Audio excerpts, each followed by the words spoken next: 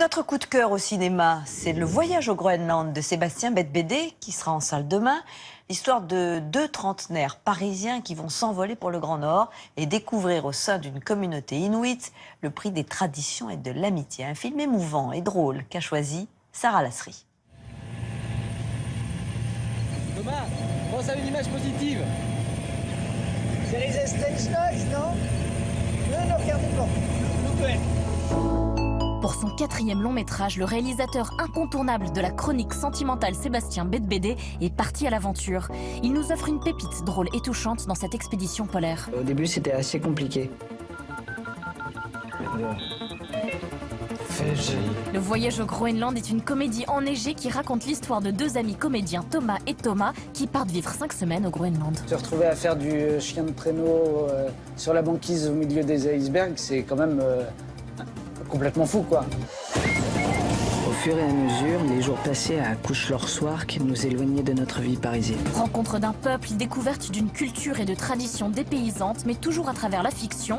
S'il filmait déjà des scènes de montagne dans 2 automnes, 3 hivers, c'est parce que le réalisateur est fasciné par la neige au cinéma. Ben moi, je suis né dans les Pyrénées. Je pense que voilà, je suis assez obsédé par ça, par le blanc, par le fait de tourner l'hiver, de tourner dans le froid. C'est des lumières très très belles, très très douces. J'aime bien filmer mes comédiens dans des grosses doudounes. J'aime bien cette idée de protection et d'affronter aussi des éléments. Quand on arrive la première fois au village, moi j'ai l'impression d'être dans un tableau de Bruegel. Enfin, il y a quelque chose de village, de villageois, comme ça, avec ces maisons colorées en bois très belles, et puis en même temps, les chiens qui hurlent tout le temps, les ours qui peuvent s'approcher, la banquise qui est à la fois magique et puis en même temps qui est dangereuse aussi. Donc tout ce rapport-là, il est assez incroyable, quoi. Tourné en avril à moins 35 degrés, on était curieux de connaître les plus grandes difficultés lors de ce tournage. Au début, c'est très excitant d'avoir le jour perpétuel. C'est très intéressant pour un producteur aussi, parce qu'on peut faire des journées à rallonge. Il y a tout le temps la lumière.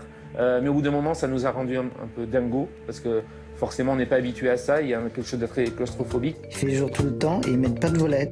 T'as aucun volet nulle part. C'est le jour sans fin que je te dise. Le plus dur, c'était le froid, quoi, quand même. Enfin, le froid et le phoque et la bouffe, ouais. Quand même, c'est vrai que la nourriture, c'était un peu raide, ça.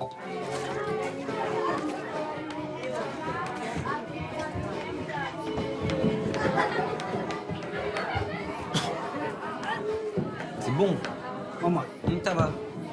C'est pas si mauvais en fait. Justement, la chasse, la pêche, c'est en ça où je pense que dans le film, voilà, c'est une place importante, mais c'est vraiment leur vie. Et c'est pas quelque chose de pittoresque. Ça fait partie du voyage, là, pour le coup. Je pourrais faire ça des heures. Bah, moi pas.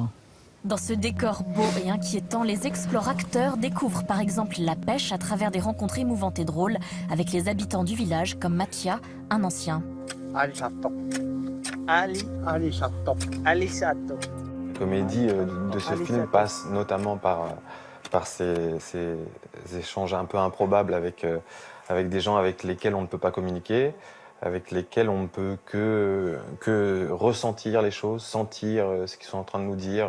Et ça fait aussi le charme et le ressort un peu de la comédie de ce film. Le Voyage au Groenland est aussi et avant tout un film sur l'amitié entre ces deux trentenaires qui ne sont pas encore tout à fait prêts à grandir. Ça change le but de saumon quand même.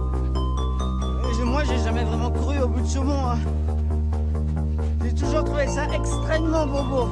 Maintenant, l'adolescence, c'est quelque chose qui est un geste presque politique pour moi. Rester adolescent, refuser de devenir adulte, de décider de faire de sa vie une œuvre d'art, en tout cas que la pratique artistique soit sa raison d'être. J'avais besoin de ça pour faire ce film-là. C'était pas une bonne idée ce petit footing? Ouais.